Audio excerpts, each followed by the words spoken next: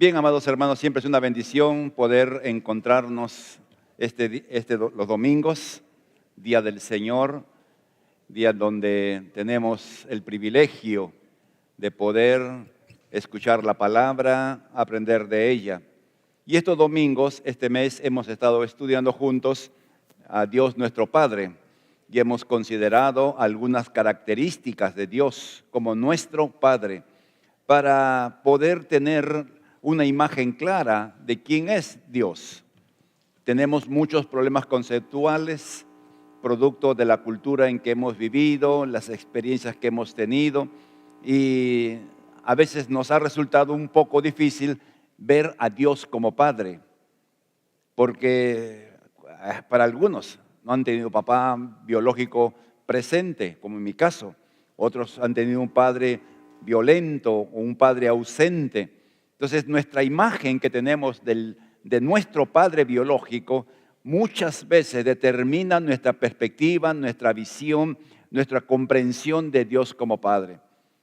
Y cuando vemos en la palabra, el Dios que nosotros tenemos y que nunca nos va a dejar es totalmente diferente a lo que nos imaginamos. Pero en esta mañana que vamos a terminar la serie, vamos a hablar otro aspecto de la paternidad de Dios, nuestro Dios como discipulador, como el Dios que nos disciplina. Y cuando hablamos de disciplina, inmediatamente recordamos los golpes, las maneras en que nuestros padres nos trataron, algunos. Yo me imagino que la mayoría de los que estamos acá posiblemente haya recibido de parte de sus padres o de sus madres pues castigo físico, muchas veces nacido de la ira, del enojo, de la cólera. Y cuando hablan de disciplina, pues como que da una sensación de esto no es para mí. Creo que no debí venir al culto porque si ya mis papás me pegaban, me castigaban, me masacraban y algunos casos lo merecían. ¿O no? A ver, es verdad, hago esta pregunta. ¿Cuántos a la altura de la vida que tienen pueden decir, merecía lo que me dieron? Nadie. Uno nomás, 2, 3, 4, ya se van levantando. Ay, amados hermanos, yo creo que muchas cosas hicimos de pequeños que merecían, pero quizás la forma no era la mejor. Ese es el problema, las formas en que nos lo hicieron. Entonces, cuando hablamos de la disciplina de Dios, tenemos que tener claro el concepto de lo que es disciplina para poder entender lo que Dios hace. Así que vamos a ir avanzando y esperamos en Dios poder darnos a entender lo que Dios quiere que usted sepa acerca de Él mismo. Veamos el principio. Dios el Padre, como Padre que ama con amor eterno, nos disciplina. Una de las cosas que tenemos que primero ver respecto a la disciplina de Dios es que nace de su amor. Y una de las cosas que nos cuesta, pues, entender, por decirlo así, cómo alguien que ama puede disciplinar a su hijo. Porque es parte de la naturaleza divina y parte de la naturaleza humana. Mientras la disciplina de Dios está normada por su amor, nuestra disciplina física en este caso, muchas veces, o por no decir la gran mayoría de veces, nacía del enojo. Muchos de nosotros hemos castigado a nuestros hijos porque nos llegó acá. Soportábamos y cuando llegó rebalsó el vaso y castigamos a nuestro hijo o a nuestros hijos producto de nuestra ira. Y sabe usted que el corazón de un niño o de quien fuera castigado percibe el enojo, la ira de quien lo hace. Y sencillamente cuando hablamos del amor de Dios, el amor de Dios necesariamente tiene que disciplinar. Ya luego explicaremos lo que significa desde la perspectiva bíblica la palabra disciplina. Ahora, Dios nos disciplina porque desea que lleguemos a la meta que Él estableció para nosotros, al propósito de vida que Él diseñó para cada uno. Nadie, para que se entienda, nadie está en este mundo por accidente, por casualidad. Todos estamos aquí en esta tierra con propósito. El que no lo sepamos es una historia, pero que tenemos un propósito, sí, una razón por la cual estamos acá. Entonces, el trabajo de Dios, por decirlo de alguna manera, es llevarnos de esta posición donde estamos hoy día a la posición que Él desea que estemos. Y lo que hace para que nosotros avancemos hacia esa dirección es la disciplina. O sea, día tras día, todavía no estamos definiendo el término, así que usted tranquilito. Amén. Tranquilito, esperen nomás. Entonces, para poder entender el concepto, veamos cómo llegamos al Señor. ¿Cómo llegamos? Miren, amados, todos llegamos, para comenzar, con problemas con otros. Relaciones rotas, quebradas, problemas con la familia, problemas con, vaya a saber con quién. Venimos así, con una serie de problemas con otros. Enojados, disgustados, en conflicto posiblemente. Así llegamos al Señor. Recuerde usted que la iglesia es un hospital donde vienen aquellos que necesitan sanidad para su vida. Jesús lo dijo, Él no vino a buscar al sano, vino a buscar ¿a quién? Al enfermo. O sea, todos los que estamos acá, llegamos al Señor enfermos de vaya a saber qué. Algunos casi en UCI última etapa. Pero el Señor nos dio vida. Y estamos acá porque el Señor nos dio vida, a pesar de cómo llegamos. Otros llegamos con problemas físicos, enfermos, afectados físicamente, por un estilo de vida de repente, dañados físicamente, etc. Llegamos así. Otros llegamos con problemas del alma, resentimientos, amarguras, celos, contiendas metidos en nuestra alma que ardía de ira sin saber por qué. Otros llegaron con temores y no sabían ni a qué le tenían miedo, pero vivían angustiados de un temor de algo. Y eran las personas que si miraban la ventana siempre veían a alguien que estaba ahí como que quería comérselo. El famoso cuco de la niñez. Bueno, de problemas que hemos traído. Y otros hemos traído problemas que nadie conocía. Porque hay problemas que podemos tener que pueden ser vistos por otros, pero algunos podemos tener problemas tan profundos, metidos tan dentro de nosotros, que ni siquiera nos damos cuenta de que tenemos esos problemas. Y algunas veces, personas nos preguntamos, ¿por qué soy así? Les cuento una historia para que se entienda esta última parte que es muy importante e interesante. Cuando a partir de que yo tengo en memoria, recuerdo, nunca me gustó la Navidad. No me gustaba la Navidad para nada. Rechazaba la Navidad cuando todavía no me había casado. Yo no iba a los cultos navideños de la iglesia, donde yo era miembro. Siempre había una excusa, o llegaba tarde y estaba de mal humor. Yo rechazaba la Navidad y yo no sabía por qué. Yo me casé con Mari. María es mi amor. Así le digo. Por ahí le he visto que ha llegado. Viene de una gira de inspección por Oquendo. No, como ha comenzado en un nuevo local que ha ido a ver qué deficiencias, necesidades tiene para poder ir implementando poco a poco. Entonces yo no me gustaba la Navidad. Yo era pastor y tenía que celebrar la Navidad con la iglesia que pastoreaba, ya sea en Trujillo y un tiempo aquí en Lima. ¿Se puede usted imaginar cuál era mi corazón? La gente ahí celebrando y feliz y uno pues ahí. Cuando Mari celebraba la Navidad en casa, yo estaba enojado, molesto y no sabía por qué. Entonces, miren, así llegué al Señor. Usted de repente llegó molesto con el día del papá porque nunca lo saludaron. O molesto con vaya a saber qué. Cosas que uno trata de explicar y no encuentra una razón. En el transcurrir del tiempo encontré la razón por qué yo despreciaba la Navidad. Dios me trajo a la memoria un recuerdo cuando tendría aproximadamente 6 a 7 años. Yo vivía en una casa, es bien difícil, largo de contar, pero la cosa es que la dueña de la casa era una señora con ciertos problemas. Y en Navidad en esa casa se comía rico. Pero se comía, la señora era piurana. Y me dijo, Alberto, vaya a su cuarto. Me botó. Yo quería ver por lo menos los regalos, porque a mí nunca me dieron un regalo. Y yo recuerdo sentado, Dios me hizo como revivir la imagen, sentado en la escalera en la parte de arriba para entrar en la puerta, maldiciendo la Navidad. Un petizo de 6, 7 años. Eso me marcó.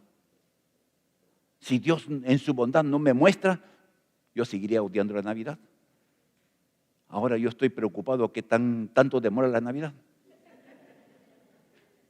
Así llegamos, amados.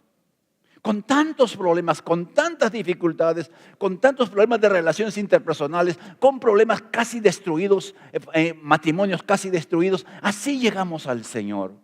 Y Dios en su bondad y su gracia nos fue restaurando en un proceso paulatino, lento por cierto, pero Dios tratando con nuestras vidas, disciplinando nuestras vidas. Entonces, con esto en mente, definamos la disciplina. Cuando hablamos de disciplina siempre entendemos castigo. Esa es casi la relación que tenemos. Disciplina, castigo. Porque eso es el concepto que se tiene común o usual. Pero el término bíblico, disciplina, no tiene que ver con el castigo físico. Ahora, antes de avanzar, no significa que los padres no puedan disciplinar físicamente a sus hijos. La Biblia lo menciona. Pero el castigo físico es el último ratio, la última opción en la crianza y educación y formación de los hijos. La última, no la primera. Para muchos de nosotros era la primera. Y lamentablemente usábamos la mano que no debemos usar. ¿No? ¿Qué cosa hacía? 2 más 2, 5, ¡pa! M-A, mi, ¡pa! Estamos hablando de un ejemplo. Miren, la Biblia enseña, y esto hemos dicho reiteradas veces, que según la palabra de Dios, la mano sirve para acariciar y para bendecir. Y nosotros lo hicimos instrumento de castigo. Y es por eso que algunos de nuestros hijos como que queremos abrazarlos y parecen gelatina. Porque ven en la mano no el camino del amor, sino del dolor. Y hay cierto rechazo, ciertas cosas así. Entonces, la disciplina bíblica no tiene que ver con castigo en el sentido usual que hacemos nosotros de alguien que nos golpea con ira. La disciplina viene de una palabra que es discípulo, y el discípulo viene de una palabra que es entrenar. Entonces, la disciplina tiene que ver con el entrenamiento. O sea, Dios nos disciplina, entonces nos entrena, nos capacita para avanzar hacia el objetivo que Él tiene para nosotros como hijos suyos. Es como los entrenadores de fútbol. Aquellos que les gusta quizás me van a entender. Yo conozco poco, solo deduzco de lo que escucho, de lo que sé y de lo que me imagino. El entrenador a los campos deportivos van papás con muchachitos para que les enseñen a jugar fútbol, ¿no? Y el entrenador de buen ojo sabe quién no sirve para nada, pero como gana plata, entra. Sabe aquellos que van a ser peloteros, o sea, que van a jugar ahí como para entretenerse, entra porque es plata, pero tiene ojo para ver un buen muchacho, un buen futbolista. Tiene ojo, un buen entrenador, quiero decir, ¿no? Sabe quién. Entonces, ese entrenador a este muchacho le da una dirección, un entrenamiento de acuerdo a lo que él ve. Si lo ve como un buen delantero, pues lo va a entrenar a ello. O como un arquero, en fin, lo que fuera. Entonces el entrenador está trabajando en ese muchachito pensando en lo que puede ser el siguiente Messi del mundo. ¿Me dejo entender? Entonces, ¿qué hace Dios? Dios diseñó nuestras vidas aún antes que naciéramos. Usted todavía no estaba ni siquiera en el plan de su papá, de su mamá, pero ya Dios sabía que usted iba a venir.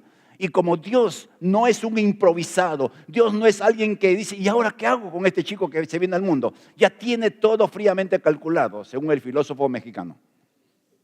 Entonces, Dios diseñó nuestras vidas aún en los detalles. Entonces, tiene un propósito, un plan para nuestras vidas. Y lo que hace Dios es, desde que nacemos, le entrega a los padres la responsabilidad, por cierto, pero su plan es que lleguemos acá nuevamente. Entonces nos va a entrenar de las diversas maneras. Usted dirá, pastor, pero lo que me pasó en la niñez y lo que me pasó en ciertas etapas de la vida, ¿cómo puede ser entrenamiento? No es entrenamiento de Dios, pero Dios lo usa como entrenamiento. Porque lo que hemos vivido, tiempos dolorosos como niños, hemos aprendido lo que es el dolor y somos muy consecuentes con aquellos que sufren. Entonces, ¿qué disciplina divina? Es el entrenamiento de Dios para llevarnos de donde estamos a donde Él quiere que estemos. ¿Cuánto cuesta? ¿Cuánto vale? De Dios no vale nada. ¿Cuánto demora? Ese es otro lío. El llegar a lo más cerca de la meta de Dios está determinado por nosotros, no por Dios. Dios quiere que lleguemos acá. Piense usted. Ahí quiere Dios. Y estás acá. Me dice, falta bastante. El tiempo uno lo determina. ¿En qué es lo que hacemos? Entonces, en función de esto, llegamos chancados, llegamos afectados, llegamos hecho algunos una desgracia debida al Señor. Así llegamos. ¿Y Dios qué hace? Entonces avancemos y veamos de la parte inferior a la parte superior de lo que están viendo. Dios lo primero que hace es que nazcamos de nuevo por el poder de la palabra de Dios. Es lo primero que Dios hace. Tenemos que nacer de nuevo para que Dios pueda comenzar a hacer lo que Él desea que seamos. A llevarnos a donde es el lugar donde podemos vivir una vida satisfactoria. Es el diseño de Dios. Nos va llevando como hijos. Porque usted no puede ni siquiera responder a hijo ajeno. ¿Qué haría usted, papá o mamá, que son más bravas, si un vecino X le resondra feo a su hijo? ¿Qué hace? A ver, ¿qué hace? Una mamá que hable. Gracias, le dice. No, ya me imagino lo que pueden decir. Igual cualquier papá, ¿no es cierto? Entonces Dios no trata con hijos que no son suyos. Tiene que hacerlo primero hijos suyos para comenzar el trato con nuestras vidas. Y el día que nacemos de nuevo, por eso el nuevo nacimiento no solo es un cambio de vida, es mucho más que ello. Dios comienza a trabajar en nuestras vidas. Y como somos ignorantes de las cosas del Señor, Dios comienza con lo básico, pues. Comienza a trabajar en nuestras vidas. Y usa la iglesia local, usa los pastores, usa los hermanos mayores para que pudieran ayudarnos a avanzar en la vida cristiana. Por ahí comienza todo. Es la primera tarea, nacer de nuevo. Dios no quiere que ningún hombre se pierda, dice la palabra. Entonces, lo primero que Dios quiere es que seamos salvos. Lo primero que Dios quiere es que reconozcamos a Jesús como Señor y comencemos ese camino de fe que termina en el cielo. Entonces, cuando nacemos de nuevo, Dios comienza a tratar con nuestra conducta. Para que nuestra conducta sea como la de Jesús. Y aquí entra un pasaje bíblico que es conocido, pues Dios conoció Romanos 8:29, Dios conoció a los suyos de antemano y los eligió para que llegaran a ser como su Hijo. O sea, Dios nos conoció y al conocerlo dijo, yo quiero que este hombre o esta mujer sean como Jesús. Ahora, no significa que usted va a ser Dios, ¿ok? Usted va a seguir siendo un ser creado que nació un día tal. Yo nací el 8 de junio, el mejor día del año. Si alguien es de junio, por lo menos está cerca por ahí. Y eso, ¿qué implica? Que Dios me conocía y ya tenía en mente a dónde iba a estar hoy día. Frente a ustedes, predicándole y enseñándole. Ese era el diseño divino para mi vida. Comenzó en odiando la Navidad.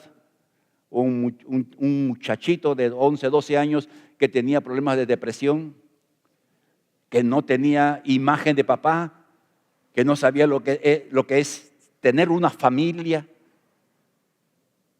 Y Dios me permitió, miren, con todos esos defectos, me permitió predicar la palabra. ¿Y cómo lo haría, Dios mío? ¿Cómo lo haría? No era uno, por cierto, no, era Dios en su gracia. Y me casó, Dios me casó, porque Dios es el que nos casa, con Marina. Y gracias a Dios por ello. Usted también debe decir gracias a Dios por el cónyuge que tiene. Uno nomás. Porque está su esposa al lado.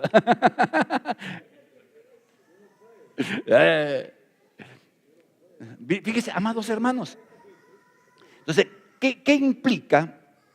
¿Qué implica ser como Jesús? No es ser Dios, sino en su conducta. ¿Cómo hacemos las cosas? ¿Cómo reaccionamos? ¿Cómo actuamos en ciertas circunstancias bajo presión? Por ejemplo, Jesús le dice a sus discípulos, pasemos al otro lado. Y Jesús se echa, ¿y qué pasa con Jesús? Se queda dormido en medio de una tempestad, echado en la parte posterior de la barca, que no era un barco, era una lancha, como las que se pasean para irse ahí a conocer el frontón. No, así era. Si una lancha en mar serena sube, baja, imagínense una tormenta. ¿Y Jesús qué estaba haciendo? Durmiendo. Era una crisis. Los discípulos pensaron, aquí se acabó nuestra vida y Jesús está durmiendo. Lo despertaron. ¿Qué tan sueño profundo tenía Jesús? Parece a su esposo. Ni la tempestad lo movía. Y Jesús, yo imagino que, yo digo, no, quería a las esposas, no despierten a su esposo porque escuchó un ruido, que era un gato que pasaba por encima del techo. Oye, ¿qué tienen las mujeres? Escuchan el ruidito y...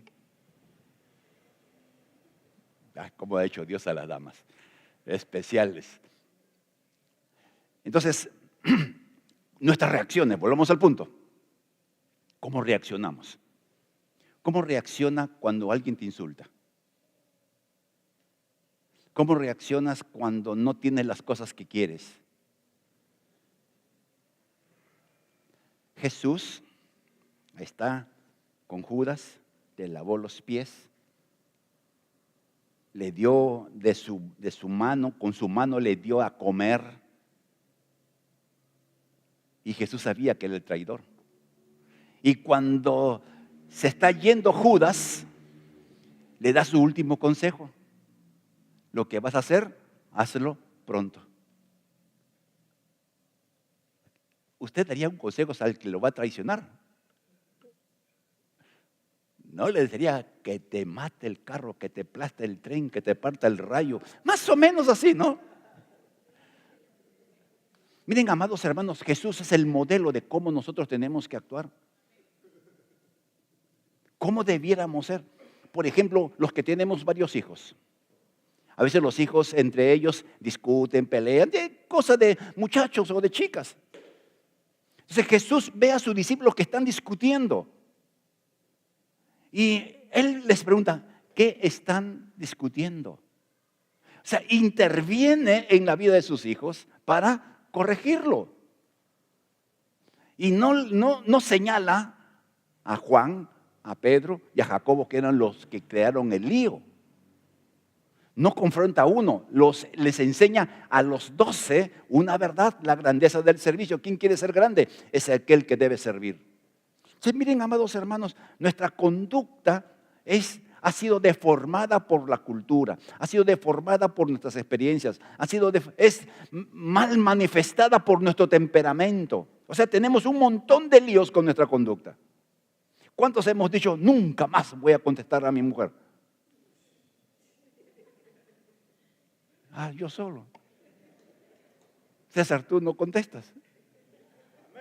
De pena levanta la mano. No pregunto a otro casado porque si no se va a avergonzar. Pero ¿no se ha dado cuenta que a pesar que hemos dicho nunca más lo voy a hacer, lo volvemos a hacer? Yo no hablo solamente de matrimonio, hablo de hacer con nuestros hijos. No, o sea, reaccionamos de una manera inadecuada. Si sabemos que hemos hecho mal y estamos conscientes que no debemos haberlo hecho, y sí. Entonces, esas son las áreas de vida donde Dios nos entrena.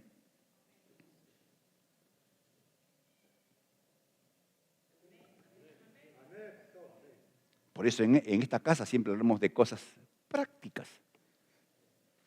Alguien me preguntó, pues, pastor, ¿quién va a ser el anticristo? No sé, le digo. Usted, pastor, debe saber algo. Sí, yo sé algo, pero lo que sé no basta para enseñar. Porque si enseñaría, no enseñaría tal como debería ser. Entonces prefiero enseñar cómo debes comportarte en tu casa. Porque saber quién es el anticristo no va a modificar tu conducta en casa. ¿Ok? Ya, he dicho. Termino el mensaje mejor.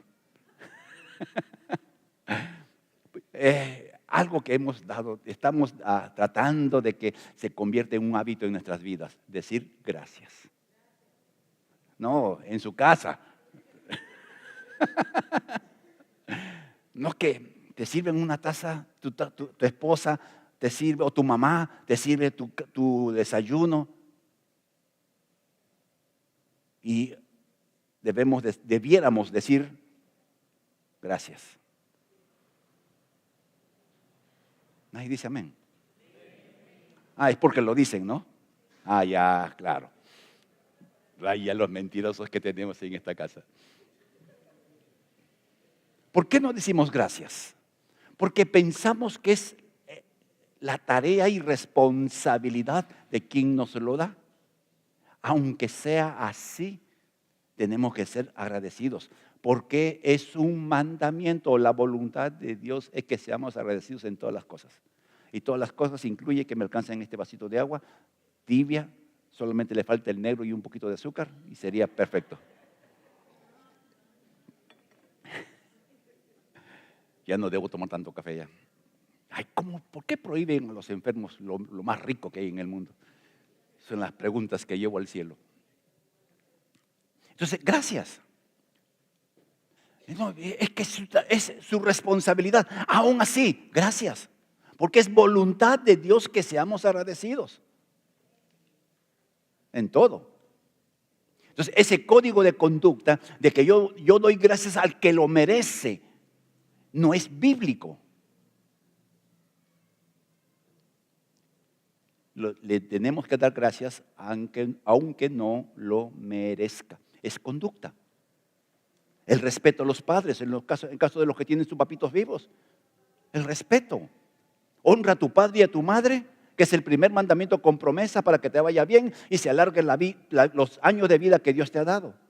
Y nuevamente en este mandamiento no hay un requerimiento previo. Honra a tu padre y a tu madre que te portaron bien y te compraron tu iPhone 16 o 17 Pro, no sé qué. No. Cuando yo me encontré con mi padre, no, algunos hermanos saben esta historia, él lo primero que me dijo es, por si acaso plata no hay.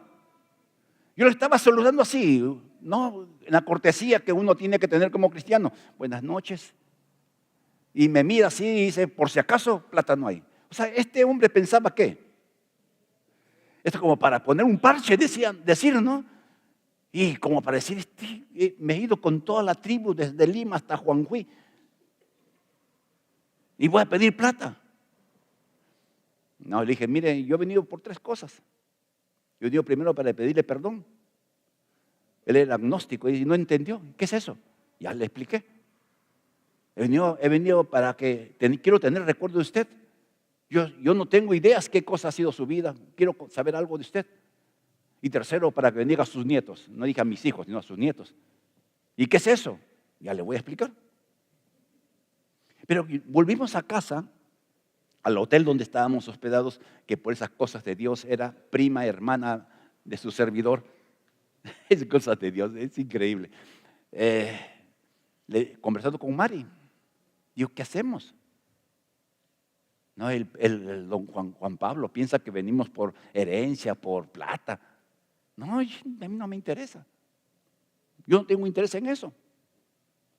Entonces, cuando yo compartía a la iglesia en aquellos tiempos que yo me iba a encontrarme con mi padre, un hermano de esta iglesia que ahora está en España, me dio una ofrenda especial, me dijo, porque había vivido lo que yo he vivido y él no tuvo la oportunidad de encontrarse con su padre. Y me dio una ofrenda muy generosa para aquel tiempo. Entonces, pero ya teníamos comprado los pasajes y todo lo demás. Entonces llevamos, pues Mari, usted sabe cómo son las mujeres, ¿no? Llevó bien escondido la plata, el dinero que nos habían dado. Entonces le digo, ¿qué hacemos? Hay que honrarlo, me dijo ella. Yo entendía el toque. Entonces separa lo que necesitamos para volver, para comer rico en Tarapoto, y de ahí venir a Lima, y un sobre. Entonces el día que me despido, para despedirme, ya decirle, ya iba a viajar, volver a Lima, yo me acerco a él, le digo, mire, yo soy pastor, usted sabe, y los pastores hemos aprendido principios de conducta, y uno de ellos es honrar al padre y a la madre. Y él dijo, ¿y eso cómo es? ¿Qué es eso? Entonces le explico qué es honrar al padre, es respetar al padre independiente de cómo ha sido. Ya con eso le está dando su chiquita, ¿no? Porque él no había, según él no se acordaba de mi mamá. Miren qué bandido. En estos días me he enterado por una hermana mayor que es mayor que yo. Mi padre lo tuvo a los 16 años. Somos 10 hermanos. Yo conozco a 4. Me faltan 6. Bueno. Entonces yo estoy parado, él está sentado allí, ¿no? Y yo estoy explicando lo que es la honra. Honramos, respetando agradeciendo por que nos dio la vida. Y más cosas que no recuerdo en estos momentos. Y también lo hacemos así. Y pum, le pongo el sobre en la mano. Él había sido contador, entonces sabía lo que era lo que le estaba dando. Estaba honrando a mi padre. ¿Lo merecía? No. Debía cobrarle, pasarle la factura, lo de vengados y todas esas cosas. Pero le honré. Y él dijo, un hijo me ha hecho esto, y se levantó y me abrazó sin que se lo pida. Entonces, la honra al padre y a la madre no está condicionado a la conducta del papá o de la mamá. Es conducta, es nuestra conducta, es nuestra decisión que hago. Porque eso es lo que Jesús hizo, estando en la cruz del Calvario. Lo primero que dijo, Padre, perdónalos porque no saben lo que hacen. Sí sabían lo que hacían con Jesús. Sí sabían los fariseos y los sacerdotes lo que estaban haciendo. Sí sabían los soldados lo que estaban haciendo con Jesús. Y él dijo, perdónalos porque no saben lo que hacen. Jesús pudo haber dicho, Señor, haz tu justicia con estos. Y no pidió justicia, pidió perdón. Es conducta. Entonces, es el trabajo del Señor. De día a día, que nuestros códigos de conducta sean lo más similares al Señor Jesús. Finalmente, va a llegar el momento en que vamos a ser como Jesús. No Dios nuevamente, sino en la perfección. Primera de Juan 3:2 dice, queridos amigos, ya somos hijos de Dios, pero todavía no se nos ha mostrado lo que seremos cuando Cristo venga. O sea, todavía estamos mirando en oscuridad cómo vamos a ser. Pero Juan dice, pero sí sabemos que seremos como Él porque le veremos tal cual es. O sea, usted Cuando estemos en el cielo, por ejemplo, usted no va a tener preocupaciones, no va a estar ansioso, no va a tener pena, tristeza agobiante. Amén, diga. Si usted está agobiado, nos agobiamos, amados, nos agobiamos por muchas cosas. Nos preocupamos por otras tantas. Nos deprimimos por otras cosas. Nos entristecemos por otra razón. Miren, nuestra vida es una batalla de emociones. Nos pasa, amado, no sé si a usted, pero no nos pasa que un día nos levantamos bien de buen ánimo, así con pilas, por decirlo así, bien empilado, y a la media hora, a la hora ya estamos con los problemas y las circunstancias, pues todos como pollitos engeridos. Pero un día todo eso terminará, amados. Ese día glorioso en que estemos en la presencia del Señor. Por eso Pablo dijo, muchísimo mejor es estar con Él. Avancemos. ¿Cómo lo hace Dios? Y aquí entramos al corazón de esta enseñanza. ¿Cómo lo hace Dios nuestro Padre? Si Dios, que nos conoció antes de la fundación del mundo y que nos llamó a salvación un día X y comenzó su proceso, ¿qué cosa hace? ¿Cómo lo hace Dios? La primera y más importante herramienta de Dios es su palabra. Su palabra es lo más importante que Dios usa. Por eso muchas veces hemos dicho esto: si la palabra no nos cambia, no nos cambia nadie o nada, si se permite el término. La palabra es eficaz, es la herramienta que Dios tiene para transformar nuestros códigos de conducta. La Biblia nos dice que tenemos que transformar nuestra forma de pensar, es decir, cambiar un esquema de vida por otro. Es nuestra responsabilidad. Dios nos da la pauta, somos nosotros los que debiéramos hacer lo que escuchamos. Dios es como el doctor en un consultorio. Usted va con una dolencia, doctor, tengo un dolor que me duele de aquí para acá, y de ahí se va para atrás, y entonces te van a hacer un montón de exámenes y evaluaciones y te dan un diagnóstico y te dicen, mire, usted tiene tal cosa y tiene que hacer tal cosa. Entonces el doctor ahí acaba su función en decirte lo que tienes y lo que tienes que hacer. ¿Correcto?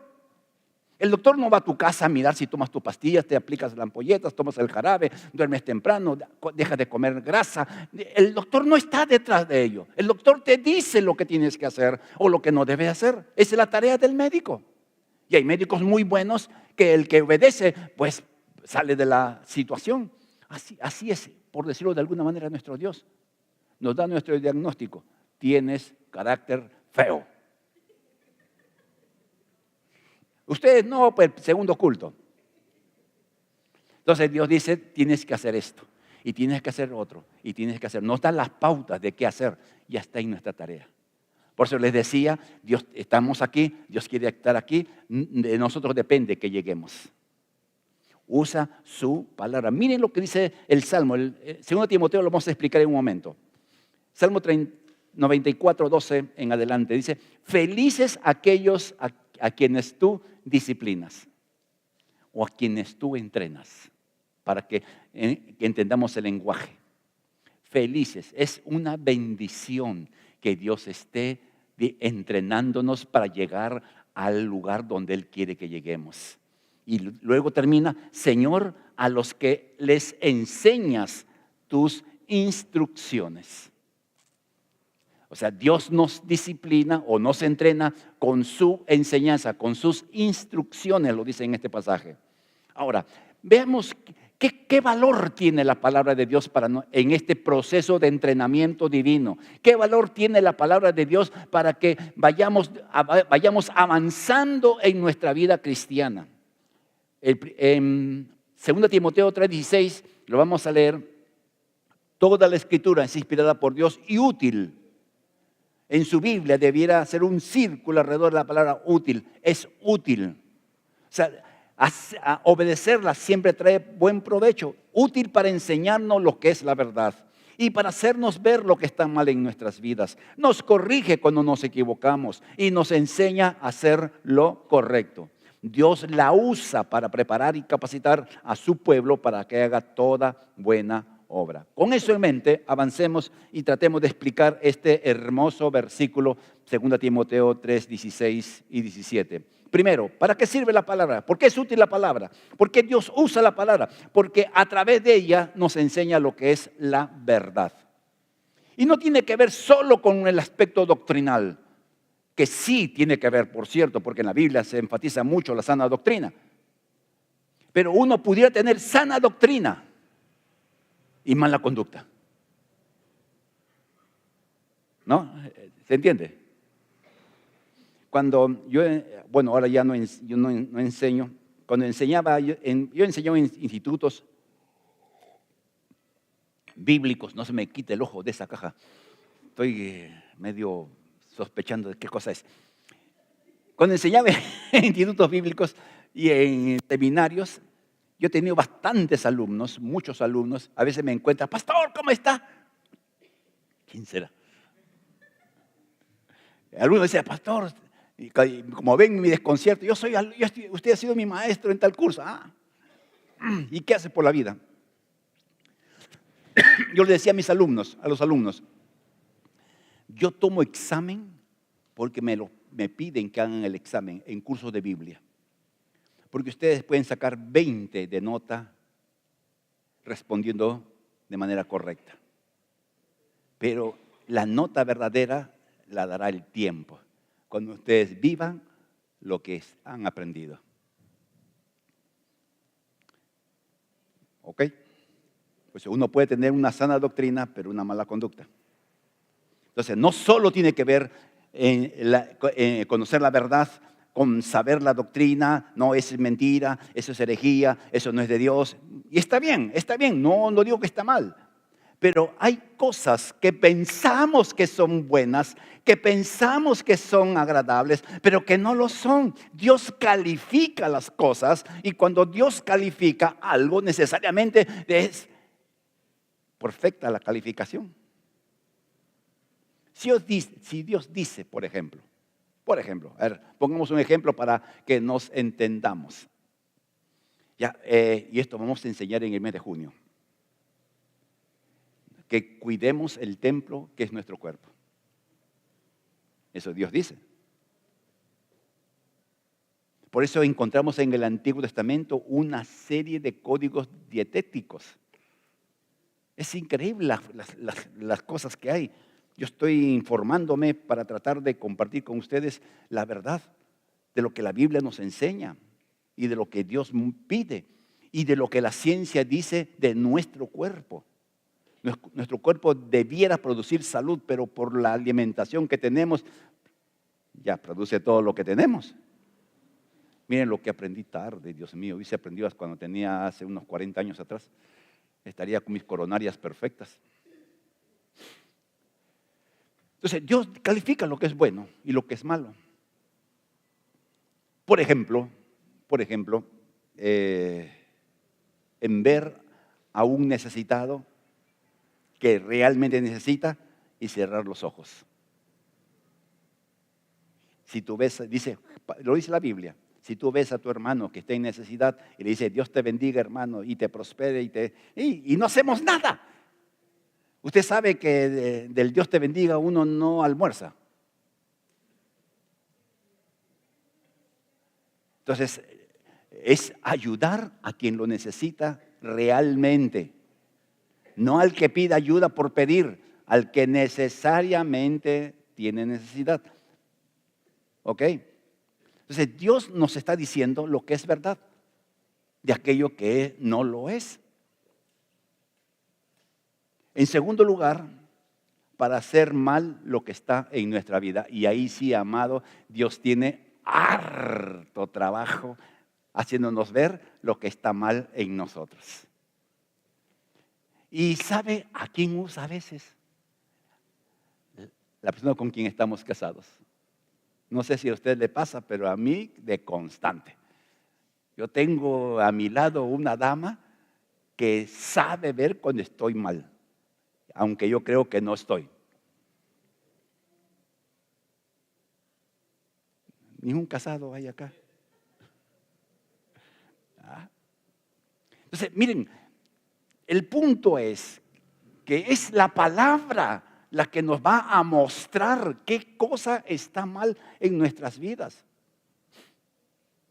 Ahora, alguno podría decir, pastor, yo no hago cosas horribles, yo no tomo, no fumo, no me drogo, yo soy fiel a mi cónyuge, etcétera, y una serie de cosas que se ven. Y está bien. Está bien que uno no tome, que no cometa un montón de cosas. Está bien. Pero hay cosas que no se ven, que están dentro del corazón. La envidia, por ejemplo. ¿Quién ve la envidia?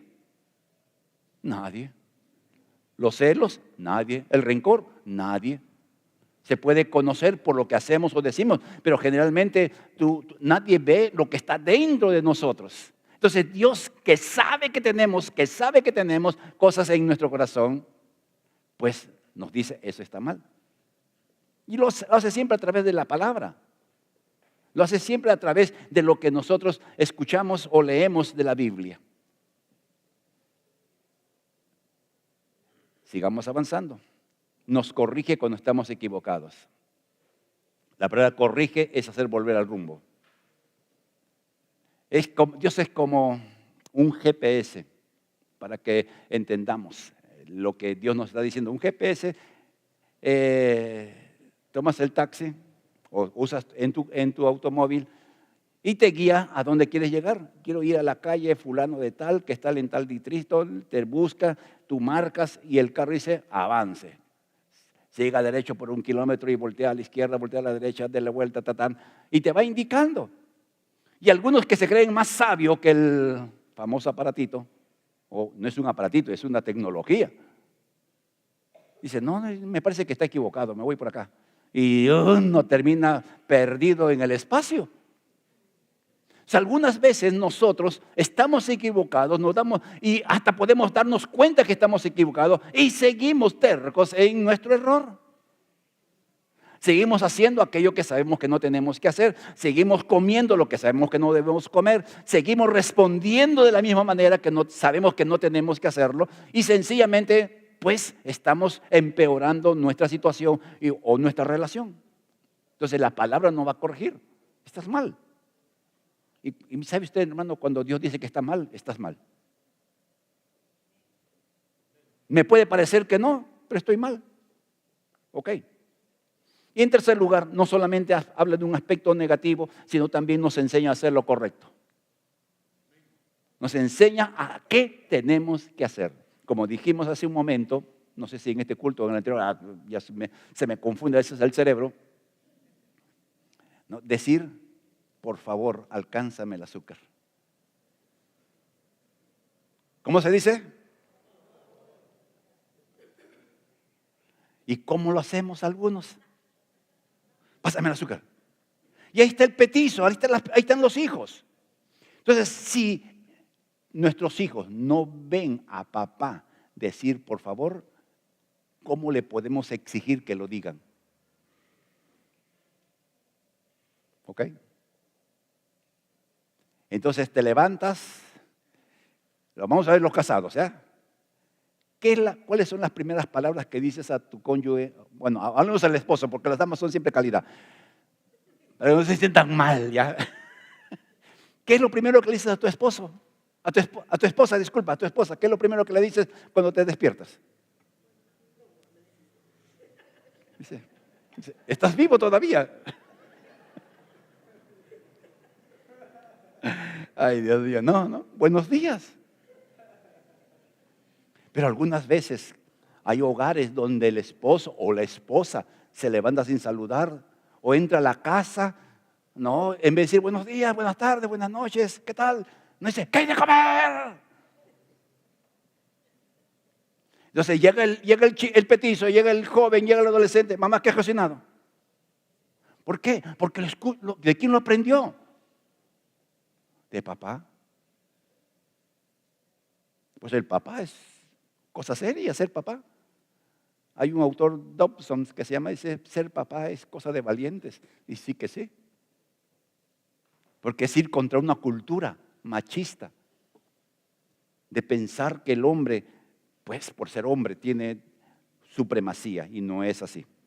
Nos enseña a hacer lo correcto. Nos enseña qué es lo que tenemos que hacer. Por ejemplo, orar por nuestros hijos. Amén. Aquí hemos hablado del pacto de amor. Que cada noche antes de dormir, así estén peleados, hermanos. Que nuestro enojo no esté por encima del amor a los hijos. Ahí, vamos a orar, ya. Pero ahí de repente, no, uno de mal humor ora. Y en ese mal humor, el amor por los hijos quiebra la razón del disgusto.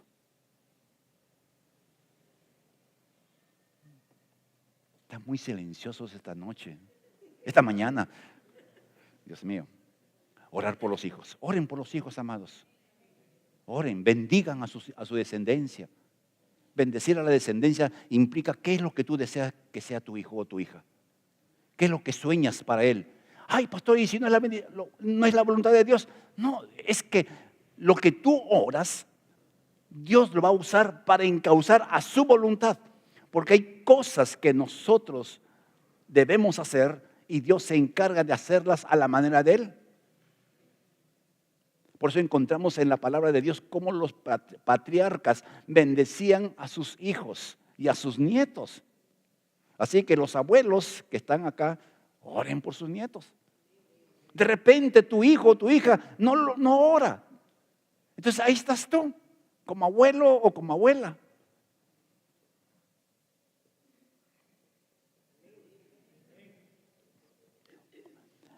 Y solamente tenemos que orar por los hijos solteros, no, por los casados, porque los casados también tienen sus líos. También tienen sus líos. Y usted se acordará cuando se casó, ahí estaba su mamita viva y tenía usted lío con su cónyuge. Usted iba a decirle a su mamita, mira lo que pasa.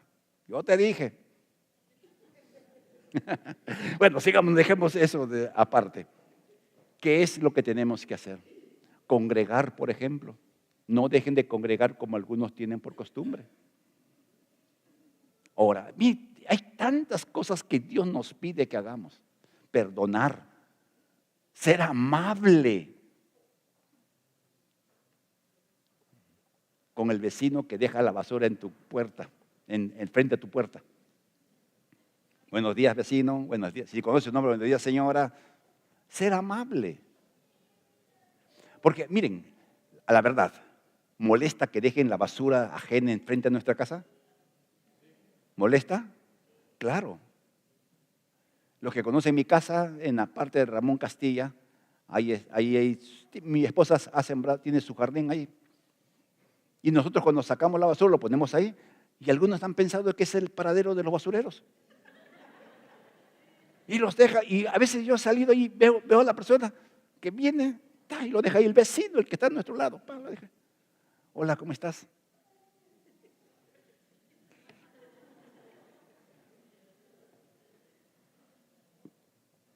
Ser amable con todos.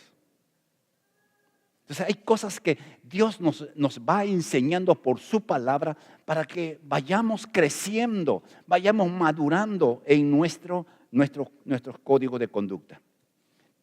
Avancemos para ir ya casi terminando. Dios usa su palabra para prepararnos y capacitarnos para que hagamos toda buena obra. O sea, Dios desea que hagamos todo bien. Todo bien. Bueno, ahora nos está ganando. Solamente para mencionarlos. ¿Cómo debemos trabajar? Aquí, esto es para todos los que trabajan en algún área, en algún lugar, en cualquier nivel, cualquier tipo de área.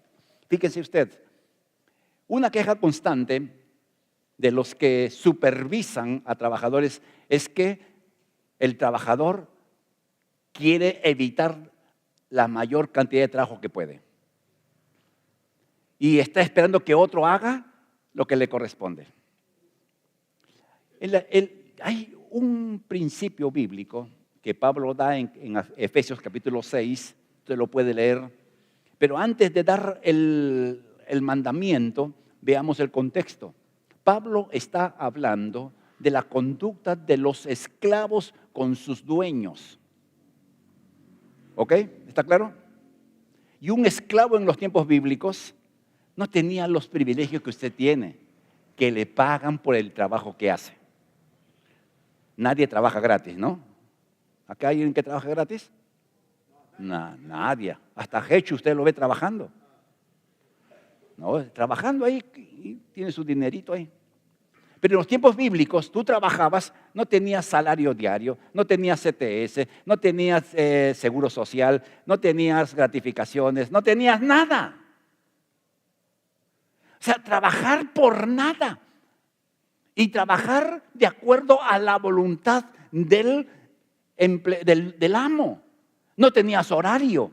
Usted entra a las 8, sale a las 5 de la tarde, por decirlo. Tiene su horario y si se pasa su horario, usted reclama su sobretiempo. En tiempos bíblicos no. Recuerden, hay una parábola que explicamos hace un tiempo atrás. No, que sale el dueño y le dice, miren muchachos, me voy a una fiesta. ¿Cuándo vuelve el Señor? ¿A ti qué te importa? Pero cuando yo vuelva, quiero encontrarlos vestidos y preparados mi cena. O sea, los esclavos no sabían a qué hora tenía que volver y tenían que estar despiertos, tenían que estar vestidos, tenían que tener todo listo. Ese era el trabajador de los tiempos bíblicos. Y el Señor, el apóstol Pablo dice, trabajen para el Señor cuando sirvan a su dueño. Entonces, ¿cómo tenemos que trabajar? Como para el Señor. Entonces, no depende cuánto te pagan. No depende qué estamos haciendo. Es al Señor que para el Señor estamos trabajando. Miren qué interesante. Debiéramos enseñar un poquito más acerca de cómo trabajar. Algún día, si Dios así lo permite. Ahora, veamos dos cositas rápido. Dios nos disciplina por medio de situaciones complicadas. Hay momentos en nuestras vidas que nos pasa algo sin saber por qué nos pasa. Cosas así que ocurren en nuestras vidas que no tienen una explicación lógica. Imagínese usted, yo tuve primero Mari y yo tuvimos a Daniel, nuestro hijo mayor, y luego tuvimos nuestro segundo hijo, Tomás. Tenía 9 meses y en 24 horas ya no lo teníamos. Yo hasta ahora no entiendo por qué pasó esto. No entiendo. Y muchas veces me he hecho esa gran pregunta, ¿no? Vivía yo, en esos años vivía angustiado, muy culpable por la muerte de Tomasito. Entonces hay cosas que nos pasan que no tenemos explicaciones. Cosas difíciles. Teóricamente sabemos. Es la voluntad de Dios, Dios es soberano. Pero fíjese, esas respuestas lógicas no calman el dolor. No calman el dolor.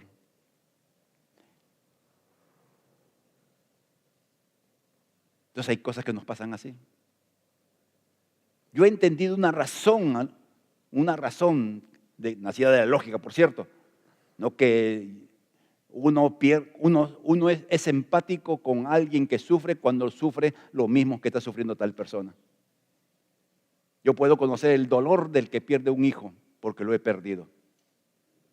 Entonces, esa es digamos, la razón lógica que he encontrado. Entonces, nos disciplina y en medio de esas situaciones críticas que nos pasa, algo que no entendemos, es Dios estando a nuestro lado. Es que desarrollemos nuestra confianza en Dios, que nos sostiene a pesar de que no entendemos. Y esos tiempos de crisis prueban qué tan firme es nuestra fe.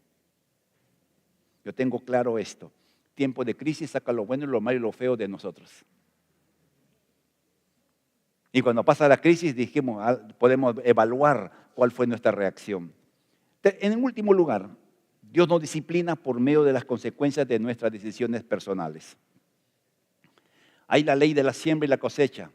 En Gálatas 6:7 dice, no se equivoquen. Dios no puede ser burlado. Todo. ¿Y todo qué significa? todo lo que el hombre sembrare, eso mismo ha de cosechar. Es una ley de carácter universal. Entonces, ¿qué hace Dios? Dios respeta nuestras decisiones. Dios respeta qué cosa hacemos con nuestra vida a pesar de que sabemos que están mal. Dios respeta nuestra decisión. Pero no, miren, a mí me gustaría que Dios ponga una barrera cuando voy a hacer algo que me va a hacer mal. Pero Dios no pone esa barrera. Dios pone su palabra en nuestra mente, pero no pone la barrera. Entonces tomamos la decisión y sufrimos las consecuencias. Entonces Dios nos enseña a través de los efectos de nuestras decisiones equivocadas. La Biblia enseña que Dios nos perdona nuestros pecados que cometemos, pero nunca nos va a librar de las consecuencias del pecado. Imagínese usted, una pareja de muchachitos, jovencitos todavía, que saben que no deben cometer fornicación, no deben tener actos sexuales porque todavía son muchachitos en primer lugar y no están casados. Y deciden hacerlo. Y la chica sale embarazada y el muchacho ahí está. Y se dan cuenta que pecaron contra Dios. Piden perdón a Dios. ¿Qué hace Dios? Los perdona. ¿Y la criatura? ¿Qué pasa con la criatura? Desaparece. ¿No? El efecto del pecado queda allí. Y esa es la lección que Dios nos da. Que toda acción que conlleva pecado, o toda decisión apresurada, o toda decisión mal pensada, tiene un efecto que nos va a dañar. Y el dolor es lo que Dios usa para decirnos: no te equivocaste, cometiste un error, pecaste, así que para adelante con la lección aprendida. ¿Cuál debe ser nuestra respuesta? Reconocer que la disciplina de Dios es para nuestro bien. Es el amor de Dios. Entonces, cuando Dios nos está corrigiendo, cuando Dios nos está diciendo lo que tenemos que hacer o lo que no tenemos que hacer, cuando Dios nos pone un límite para nuestra vida, es el amor de Dios. Podemos considerar los límites de Dios, los mandamientos de Dios, como las señales de tránsito que están puestas para el bien, para la protección del chofer y de los transeúntes. Dios nos disciplina porque nos ama. Ahora, la disciplina no es otra cosa que la manera que Dios nos lleva de un lugar a otro. Trae beneficio personal. Y al traer beneficio personal, va a traer beneficio generacional. O sea, nuestros hijos van a aprender. Algunas veces cuando vienen esposos con crisis de vida, que nunca falta, amados, nunca falta. Una de las cosas que Dios puso en mi corazón que debo compartir es ¿cómo tratan ustedes su problema? Determinará cómo sus hijos tratarán cuando tengan sus problemas. Si ustedes rompen el compromiso por el problema que tienen, sus hijos van a tener los mismos problemas o similares problemas y van a pensar: ¿qué hizo mi papá? ¿Qué hizo mi mamá? Entonces esa es la manera. ¿Ok? Cosa bien simple y sencilla. Pero cuando vivimos por esos principios. Y trae, de hecho, beneficios eternos. Terminemos en esta mañana. Ya no es mañana, es tarde. Ya lo veo a unos con cara de hambre. No tomaron desayuno seguramente. 1 Juan 3:1. Miren cuánto amor nos ama nuestro Padre, que nos llama a sus hijos. Y es lo que somos. Somos hijos de Dios. Disfrutemos el ser hijo de Dios. Porque tenemos un Dios y Padre que está entrenándonos, llevándonos de la mano por su palabra, por situaciones incomprensibles, por resultados de nuestras decisiones. Aún así Dios nos está llevando al lugar donde Él desea que estemos. Dios, como nuestro Padre disciplinador, está buscando lo mejor de nosotros para llevarnos adelante. Así que, amado hermano, en esta mañana Todos estamos en ese proceso. Todos. Usted está en ese proceso. Y sabe usted, no importa dónde estemos. Lo que importa es que sigamos avanzando. Es lo que importa.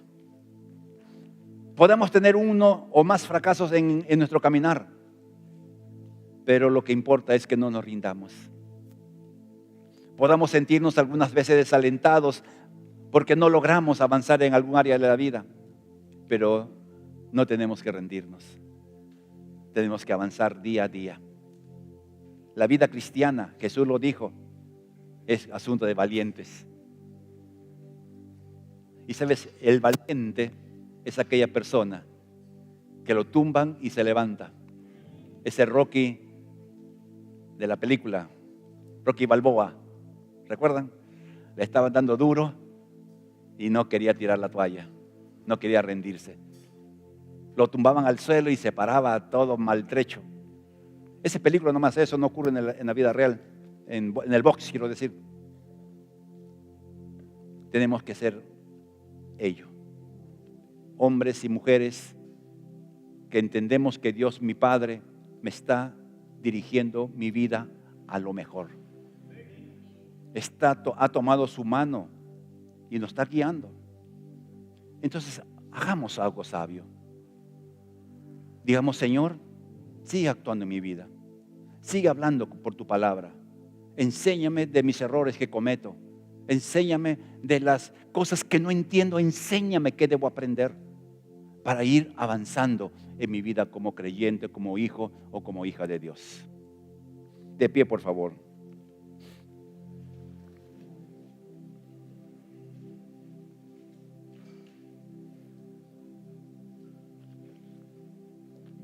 Hagamos una oración, por favor. Amado Dios y Padre, en esta mañana queremos darte gracias por ser nuestro Padre, habernos adoptado como hijos tuyos por el puro y sincero amor eterno con que nos amas. Gracias, Padre. Nosotros somos conscientes de que hay áreas en nuestras vidas que todavía están mal, que todavía falta corregir. Y tú estás detrás de nosotros con tu palabra y tu espíritu, llevándonos hacia adelante. Por eso en esta mañana te pedimos, sigue obrando, Padre. Sigue actuando en nuestras vidas. Sigue hablando a nuestros corazones. Sigue actuando, amado Dios. Aquí estamos dispuestos a avanzar en el día a día. Y en medio de las peores crisis que pasamos, tu mano estará allí. En los errores y pecados que cometemos, tu mano estará allí. Frente a una decisión, tú estarás allí. Permítenos, Padre, permítenos siempre mirarte, porque solo en ti tenemos la fuerza para avanzar. En el nombre de Jesús, Padre, oramos por Juan. Limpia sus pulmones, amado Dios. Limpia sus pulmones y suaviza su lecho de enfermedad. Oramos por Grace, Padre, por esta dama que ha sufrido un accidente. Restaura totalmente, que su recuperación sea total y milagrosa. Oramos por Ricardo para que tú también trabajes en sus pulmones y los limpies en el nombre de Jesús. Gracias, amado Dios. Oramos por aquellos que están necesitando una palabra tuya y tú la has dado en esta mañana. Que esa palabra que tú has dado al corazón de quienes están presentes sea una palabra que los sostenga en medio de la crisis que está viviendo. Gracias, Padre, en el nombre de Jesús. Amén. Amén. Asiento, hermanos, Dios los bendiga.